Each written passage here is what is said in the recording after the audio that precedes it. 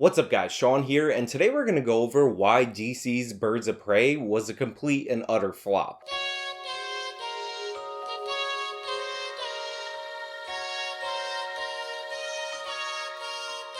But before we get started, for those of you who are unaware, I recently made an appearance on the Myth Informed podcast. It was about an hour and a half long conversation. It was a fun conversation. And if you're interested in hearing a little bit more about some of the topics that I've covered in my previous videos and hearing information that I didn't include when covering those topics, as well as some other topics, as well as learning more about me and all that jazz, then click the link in the description or click the iCard right here and definitely check it out. Also, leave a comment because, you know, who doesn't like interacting with comments? I don't. But maybe they do, and that's what matters. Now that we got all that stuff out of the way, let's get into the main topic, which is DC's Birds of Prey, which apparently came out in movie theaters last week. A fact that I was not aware of until I started seeing people post photos of empty movie theaters on social media. Now, this movie was a major flop for Warner Brothers and DC. It was actually the lowest opening weekend for any of the DCEU movies, and I can't help but think that part of the reason why this movie was a flop is because people like me who tend to follow this and keep up with movies had no idea that this movie was coming out, like what was going on with the marketing. And that's what we're going to dive into today. And if you're worried about spoilers, don't worry. There won't be a single spoiler throughout the course of this video because I wasn't joking about not knowing this movie was coming out. I haven't seen it. So since I was completely unaware of this movie coming out and I hadn't actually seen much of the marketing material with this movie, that's where I started my research. And I found out that a lot of people leading up to this movie were already calling it as another example of something getting woke and going broke, which led me to look up the Rotten Tomatoes score, because typically whenever we have an issue like this, where something is politically polarizing, you'll usually see a difference in the audience score and in the critic score. However, the audience score and the critic score are exactly identical. So it would appear to me, unless you're willing to put on your tinfoil hats and start conspiracy theorizing about Rotten Tomatoes boosting the audience score, that most people that actually saw it, the very few people that actually saw this movie, actually enjoyed the movie. And to be clear, an 80% score on Rotten Tomatoes does not mean that most people gave it an 8 out of 10. What that means is that 80% of the people who saw this movie gave it at least what is equivalent to around a 6 out of 10, which is a positive review. So after I got nothing out of the Rotten Tomatoes scores, I decided to turn my attention to the actual marketing material put out for this movie. And I'm specifically talking about the trailers, and the trailers are really where the problem lies. First of all, for some odd, inexplicable reason, the movie is titled Birds of Prey and the Emancipation of Harley Quinn. Now, I hoped, and I mean, I really did hope, that this was done to distinguish it from the old WB TV show Birds of Prey, but I remembered that I'm literally the only person who ever remembers that show, and it's quite possible that that TV series actually did not exist. Legend tells of a caped crusader, Batman, guardian of New Gotham, and his one true love, Catwoman, the queen of the criminal underworld. Their passion left behind something extraordinary, a daughter. These three are the protectors of New Gotham, the Birds of Prey. Now, after I factored that in, I realized that this title and this trailer were definitely pushing a girl power, SJW, diverse cast kind of narrative, which is really strange because the subject of this movie is Harley Quinn. So while I was kind of annoyed with the SJW politics being put into this trailer, which obviously are likely to be reflected in the movie, it was more annoying to see them fundamentally misunderstand the character Harley Quinn. Because if you were going to do a movie about Harley Quinn and you wanted to make it a Harley Quinn female-centered movie, there's no Poison Ivy anywhere in this trailer. That's the pairing that the fans would actually want to see, but it's suspiciously absent, and one of the reasons why is because they wanted to make Harley Quinn the hero of this movie, because, you know, popular characters out there, therefore we have to turn them into an anti-hero because people won't want to watch a villain, except for the fact that people watch the villain in Joker, and it's one of the most profitable movies of all time. Oh, yeah, you made a terrible miscalculation.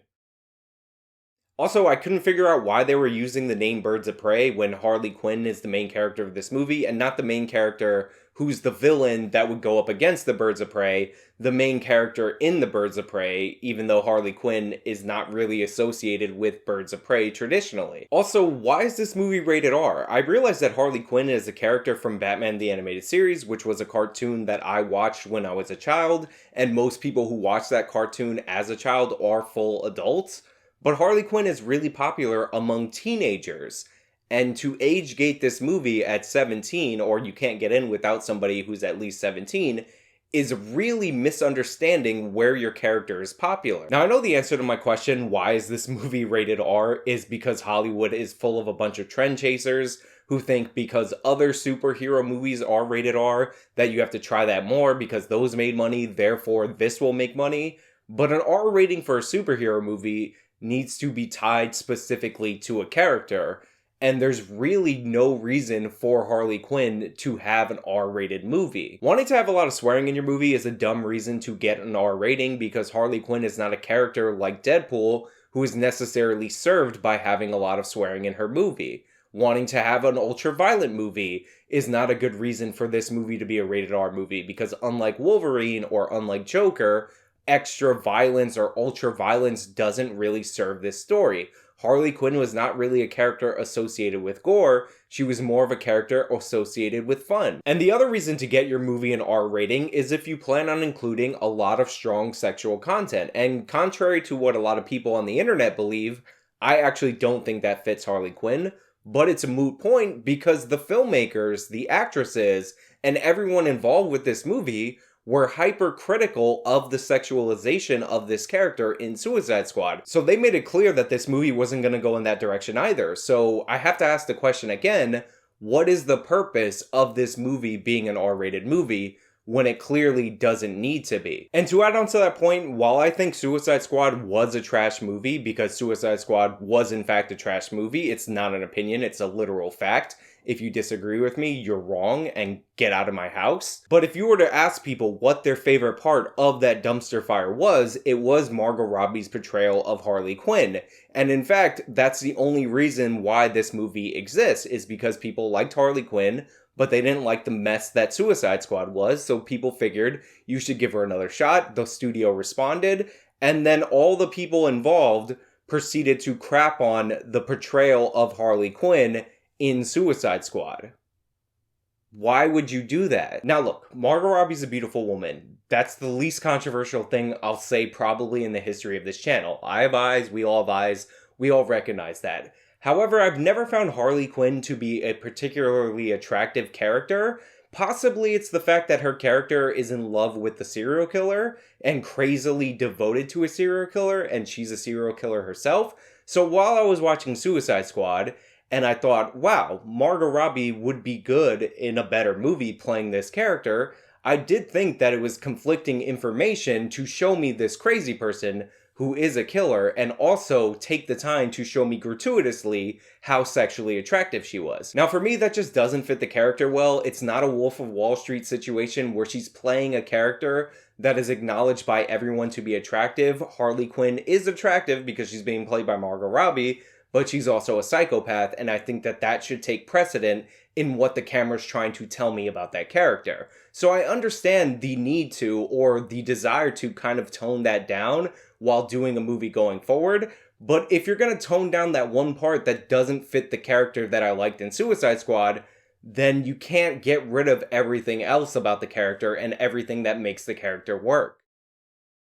If you were to hire somebody to create a formula on how to make something with Harley Quinn flop, this would be better at that than that formula. The woke marketing campaign, the alienating your male fans by saying that they're bad for finding Margot Robbie's interpretation of Harley Quinn attractive when Harley Quinn, played by Margot Robbie in Suicide Squad, was deliberately portrayed as super attractive.